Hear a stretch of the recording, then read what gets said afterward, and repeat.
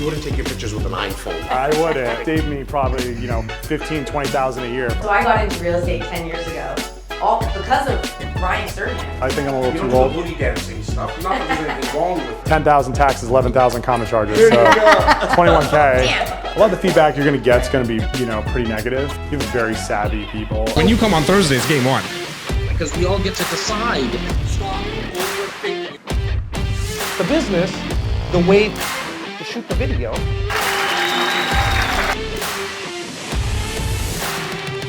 So you have Queens to the east, and then to the northwest you have Central Park.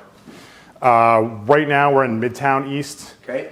I actually used to live in this neighborhood. I'm building 2 blocks south of us. So Okay. So you know this neighborhood. I know the neighborhood, yeah. I do a lot of business here. I probably, you know, I've top 5. I probably have, you know, I'm probably like, you know, 4th or 5th in like closings volume in like this like Midtown East neighborhood. So it's definitely like a who's who of luxury real estate property in this corridor. And that's going to be the target market for someone for this type of. Yeah, I mean this type of buyer they're typically pied-à-terre, so they're not here full time, predominantly on, you know, in this neighborhood. It's a lot of people who want to be in close proximity to their business. There's a lot of, you know, the Wall Street hedge funds have migrated north years ago, so you have a lot of those institutions right here. Plus you have, you know, every other business you can imagine in New York City is pretty much operating in offices around here. And just so at the time we're speaking now, starting 2024, get the average. I mean, it goes up to say $10,000 a square foot. But what would be the average kind of in Manhattan? Are we now at like Blended 3,000? I think the average in Manhattan's around like 1,500 a square foot. I mean, like you're talking to aggregate of like, it's probably less than 1,500.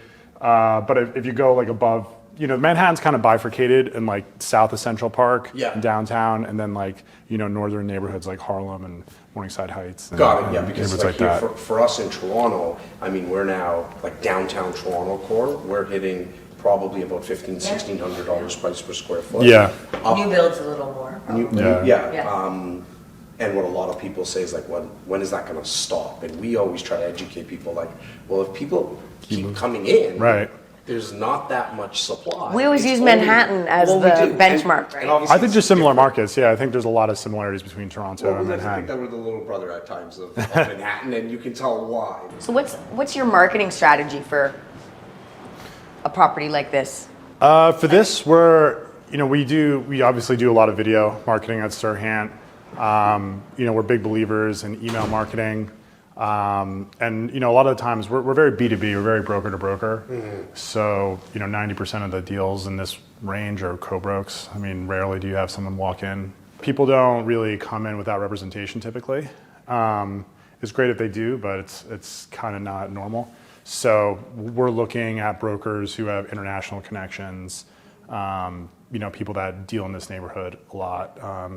And then, you know, there's a certain segment of people that are buying in these more expensive towers that will buy, you know, lower priced apartments like this, you know, for staff or other family members or, you know, what have you. A lot of our viewers are real estate agents, and right, they're thinking it. I know it for sure. Okay. Like, how do you get into the luxury market? Like, how do you pick up a listing of, forget 13 million for a second, right, but even that $3 to $5 million range, right? What did you do in your business to start to attract those clients? I think, you know, one of the things I did was work for brokers and on teams that were kind of in that price range and already doing it and kind of learning the ropes. How do you deal with a client? How do you list a property? How do you photograph it? How do you take on a listing that, you know, was having trouble selling? So you wouldn't take your pictures with an iPhone here for like... I wouldn't. The cameras on the iPhone are getting pretty good. Good, but that's not what you're... I mean, listen, it would save me probably, you know, 15, 20,000 a year if I could do my own photos with my phone. And is it a lot of, I would imagine, going to the places where the people who have these type of properties are, like the networking aspect of it? Yeah, I would say in New York, and maybe even it's true for Canada, a lot of the clients you're going to meet in the luxury sector, you're not going to meet it locally. You probably meet them at a, you know, a nice resort or on a boat or like at a polo event or like something, you know, that people in this price range, like where's like their community? And a lot of the people who own properties in a luxury segment are travelers and they're habitual travelers. And then So you kind of invest in that yourself, I guess. Yeah, I Put mean, yourself in we the right travel. place, I mean, yeah. I've been all over the world. I've gone, different places with clients. I've met clients all over the place. But I'd say, to meet people in this price segment here, there's a couple social clubs surrounding the building. Okay. A couple of the other, high-end buildings being built, like the Aman and the Mondrian Oriental, they have their own private clubs and restaurants. Central Park Tower has one, 157. A lot of, 432 Park has a private restaurant. So you're really, talking about like community, like very tight-knit communities. Right. But other than that, like if people want to break into the luxury sector, you kind of have to immerse yourself in a luxury lifestyle. Makes sense. I think a lot of agents make the mistake of like talking about, expenses and worrying about this or that, but you really have to like kind of live their lifestyle to relate. Because I think that a lot of, the high-end market is very instinctual, and if they kind of sense you don't have confidence in what you're selling or how you're living or what you're doing or what you're driving sometimes, they're going to pick up on that, and then it's going to work against you. 100%. Are Yeah. you born and raised in New York? Yeah, so I was born in New York. I was raised in New Jersey and Long Island, so Okay. in the area. Always kind of been buzzing around. We always hear it, right? Like if you can make it in New York, you can kind of make it anywhere. What does it take to be a top broker here? Because you're a top broker in New York, and so Yeah, thick skin. I think just bouncing back, handling rejection, and kind of just not getting upset for long periods of time if you lose like a big deal or you worked on something or someone made another choice. It's bound to happen. So it's just important to have a lot of opportunities constantly swirling. So I love what you said there, Sean, because the thick skin comment is one that I use a lot, right? Because in sales, real estate is no different by any means. You are going to get a lot of rejection. yeah, But a lot of people look at you, and or they'll look at us in Toronto because we have built a large team and say, "Oh, like shit, that happened kind of overnight, man. Like you guys just kind of came out of nowhere, right?" And we always talk about that one picture, that iceberg picture, where you just see the tip of it, and Yeah. at the bottom is where all the issues are, and all the obstacles were. And I think what you said is bang on, because you've got to be able to take no's. Like you got to be able to say, okay, you know what? No, just is a not yet, maybe Right. now, right? You gotta- I'm sure that's what you go through a lot of. Totally. Yeah, I mean, there's lots of disappointments. It's ultra competitive. The air is very thin at the top. Yeah. Do you have a lot of brokers going after, a finite amount of clients? Well, I felt the air when I got on. Yeah, Yeah, no. It is thin. Yeah, your ears pop, and then you know where you are. How many real estate agents are like on your board, or kind of like when you say from a competition perspective? Because in Toronto, in a 50-mile radius, we have 77,000 real estate agents. So Yeah, it's- now they also have an Uber driver license, a mortgage license, an insurance broker license. Is that similar? There's here in there's New York? definitely a lot of inactive licenses. Got it. A lot of people, there's a lot of brokers in New York that are doing, 1, 2, 3 deals a year, and they're not really full time. So, maybe they're, plugged in socially, and they're just kind of, opportunistic with certain deals and relationships they have. So there are quite a few of those, but I'd say active, there's probably like 30,000 roughly in this like Manhattan market, and more across New York. I mean, ton across New York State, but yeah, I would say it varies. I mean, a lot of people have left the business. Right. This last year and a half.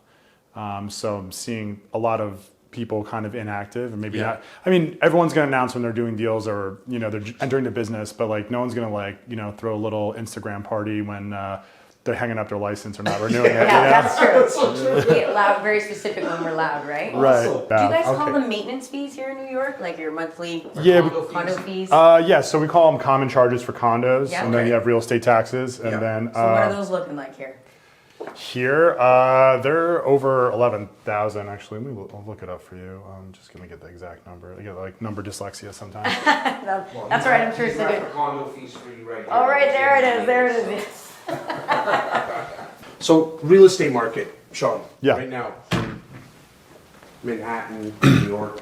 What's kind of I know it's really like a broad, open-ended question, but Right. where is it at right now? Like, what do you see happening? Rates obviously haven't, from what I've heard, are starting to come down here. A little bit, yeah.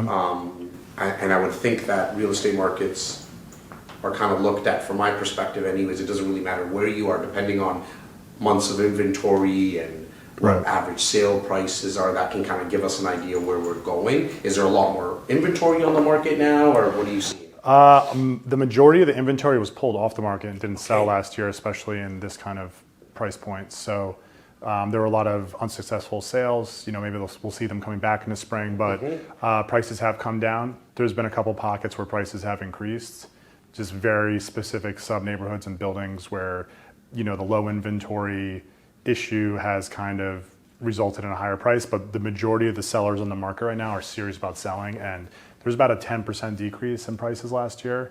And we see it still kind of tumbling a little bit, and Yeah. we'll see what happens when the spring market actually gets here. Are you guys, is there a lot of seasonality to your market? Like, Yeah. okay, there is, right? Right, So yeah. it's spring and fall kind of thing, and then summer, Yeah. winter are not Kind of as a little busy? slow, yeah. I mean, Okay. deals happen, but you're going to see the highest volume of buyers in the city when it's warm out.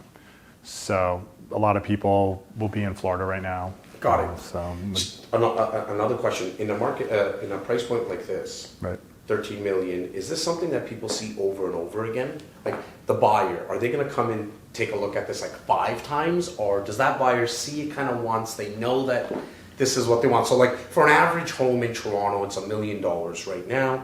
It's a detached home, call it of 2,000 square feet. That buyer probably will come see that home 6 times. Who? They're gonna- Yeah. They have that much For time, huh? inspections. They're gonna do home inspections. Yeah. They're gonna bring their aunt and uncles. They're gonna do gonna wanna make measurements, yeah, Measurements. yeah. They want to see it before they say, okay, we're ready to rock. Now, obviously, there's multiple offers, Right. and those situations, like, okay, you don't really have the opportunity. But a buyer for like this, I have a funny feeling that they kind of know what they want. It's like they come in, like, honey, this is it. Like, let's live here. I would say, I think 6. We that'd be probably crazy. we would push back. I mean, Yeah. we start pushing back around like 3 or 4. Right. We're like, all right, are they going to make an offer? Are you guys do we have a serious deal? or what? Yeah, do we have a Okay. deal? I mean, if they're going to come back multiple times, I mean, typically, unless there's some buyers that come to town and are like, I'm making a decision in 3 days, and then I'm leaving for 3 months, and we better get it done. Yeah. And you may, sometimes you might show it on a Friday and then show it on like a Saturday morning if they're Got it. serious, or a Sunday. And do you sell sometimes just off the camera, like someone's in another country? There's some people that do sight unseen. I mean, when the market's a little better, you'll see more of those type of deals materialize. But typically, people will be. What we've been experiencing recently in the past 2 years is, you might have shown your buyer 3 or 4 months ago. So we'll see. Sometimes I'll tell the sellers, you have to be patient. We might have already shown one of our buyers already, and then they come back 3 or 4 months later. Everyone's, picking up rocks, looking underneath. They want to, they have the grass is greener on the other side syndrome. Yeah. So they want to, kind of like make sure they're not missing anything, especially because our inventory is so low. Yes. And they're, hearing about tons of shadow supply in some of these other towers in the area. What's shadow supply? Like, we don't use that term. Just elaborate on that. Like, It's like the pipeline, new development pipeline Got it. typically. Oh, sorry. So Okay. it's like you have a building with 100 units and they have 10 listed publicly, and they're like, well, what about the other 90 units? Got it. So that's How long does it take for developers from when they put in an application Mm-hmm. for a development to when there's actually like people moving in?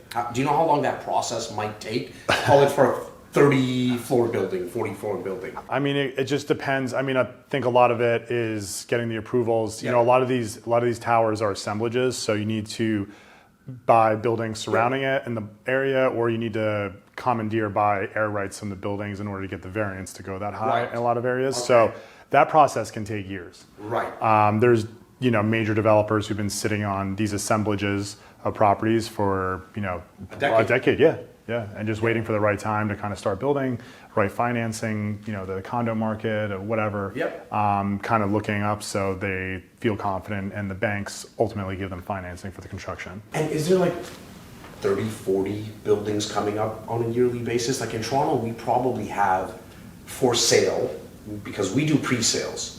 So 75 to 80% of the building needs to be sold before a shovel can go into the ground or a crane can go in the sky. Yeah.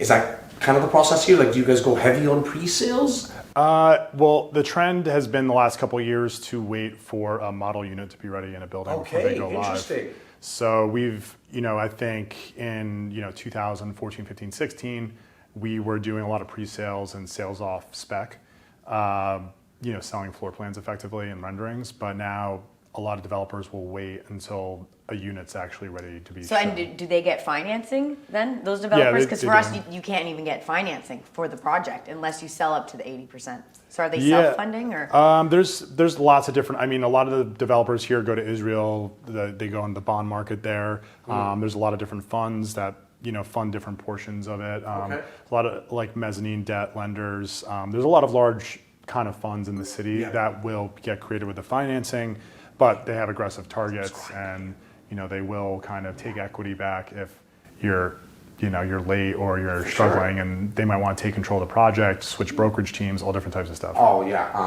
and when you mentioned that the trend now is that they want the model suite, they're also probably getting more money in terms of when they're selling it, because people can touch, see it, and smell it. Right. We call it that you're buying from a blueprint.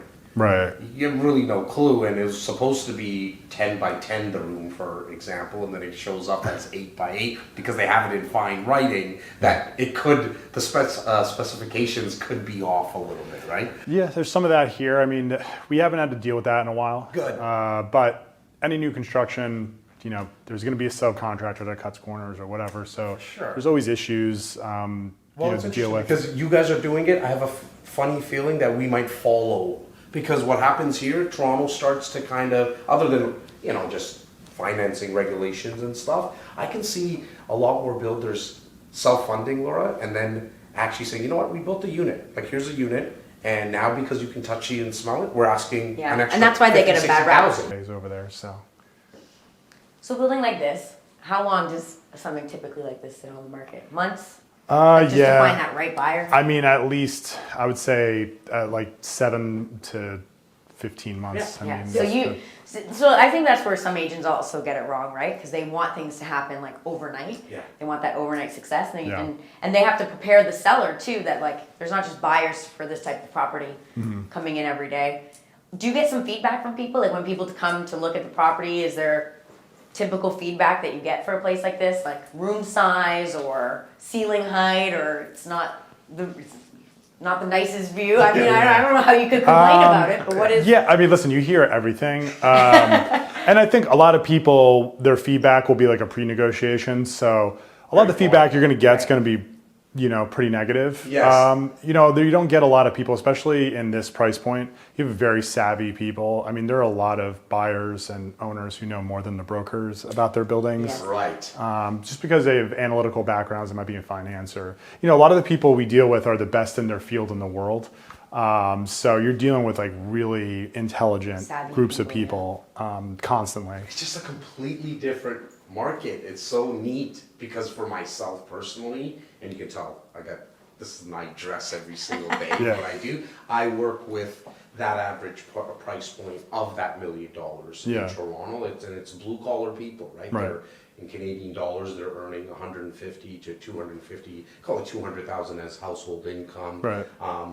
Where this it's just complete, like you said, they're the best at what they do. Right. So they know what they're talking about. Right. Yeah. You're really dealing with like centimillionaires and Yeah. billionaires really on this block. I love that. Yeah. Awesome. So cool.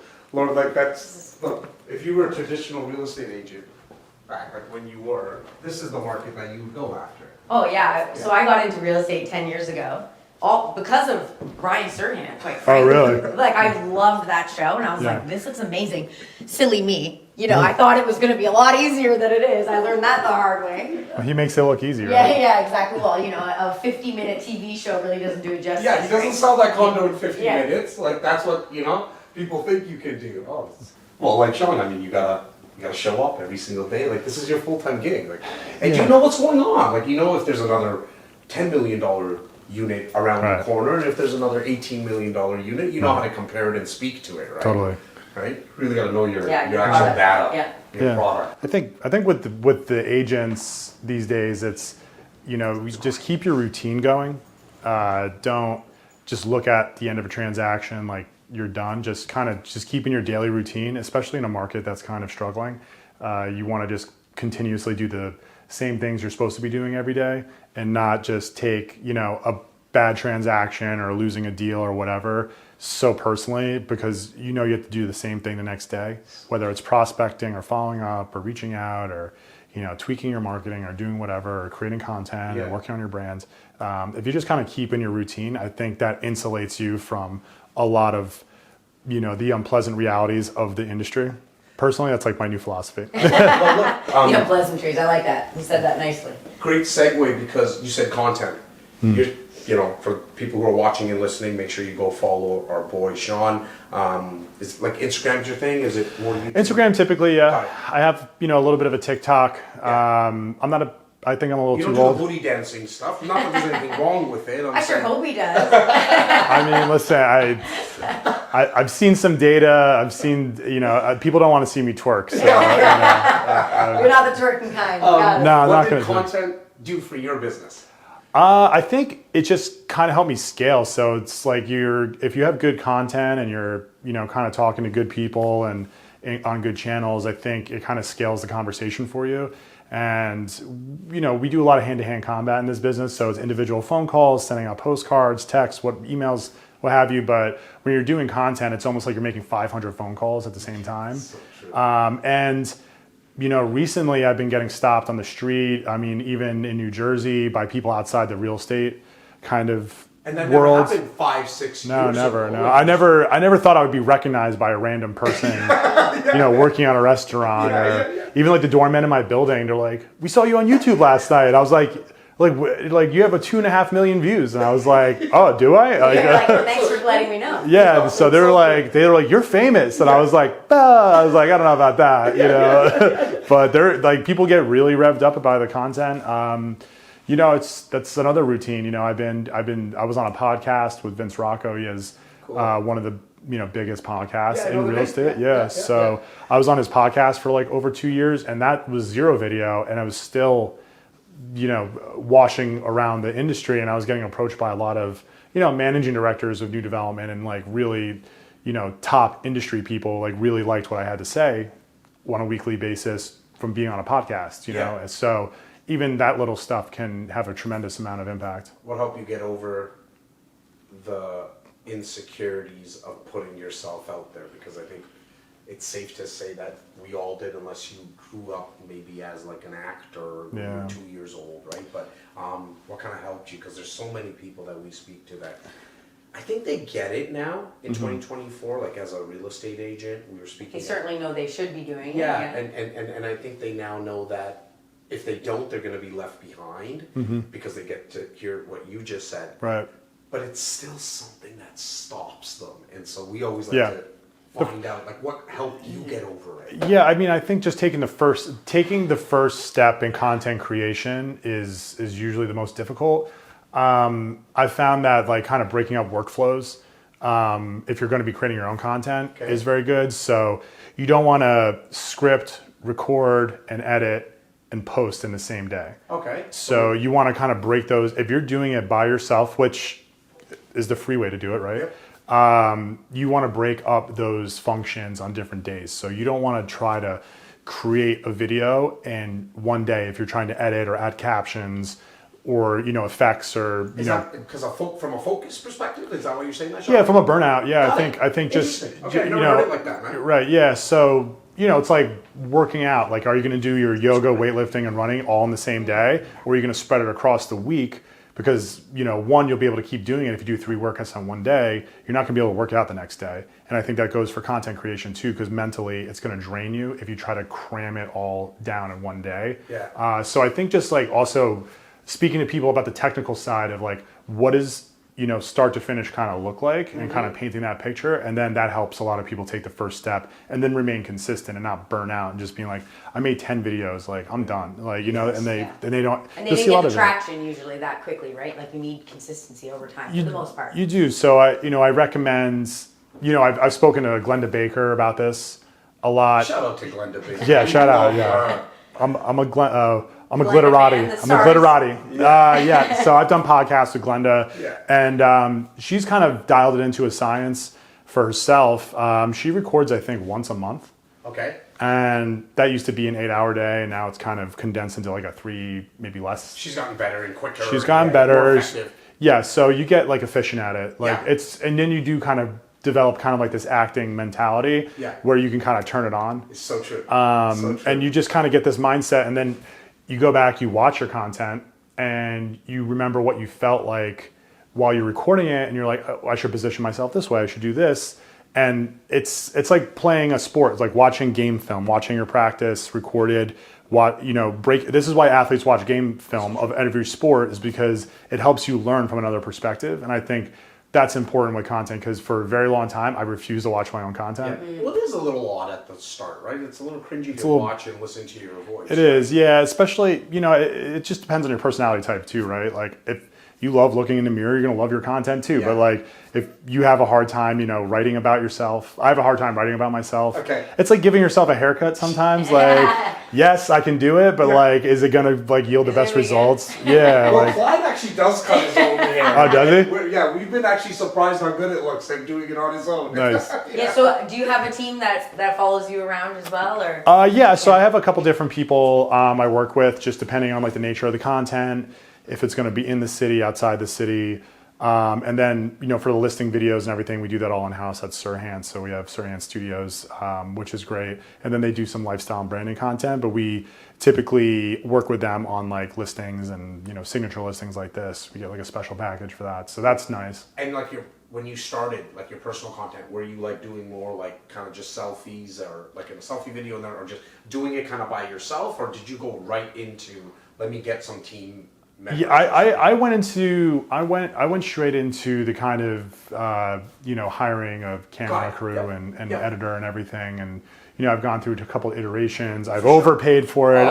I've underpaid and not gotten what I needed or the responsiveness. Yeah. So I'm a big trial and error person. I love that. Predominantly errors. Yeah. But so we talk about ready, fire, aim a lot, and so it's kind of the same thing, trial and error. Yeah, I mean, I think there's also different people. I think finding somebody where you could like kind of see yourself mirroring their content or workflow is good. I think one of the someone I shoot with a lot in New York City is Cash Jordan. I don't know the name. Okay. He's one of the biggest real estate influencers in New York. Okay, cool. And he can edit a video of himself in less than 15 minutes on his iPad, or I've seen him do TikToks and Instagram videos in less than 5 minutes on his iPhone. Oh, yeah. And he's just got this flow, and I was like, you should make an online course on how to edit these videos, because that's hard for most people. That would take them hours. So he was like, you should have seen when I did the first one. He was like, it took days, weeks, and I didn't post it for another month.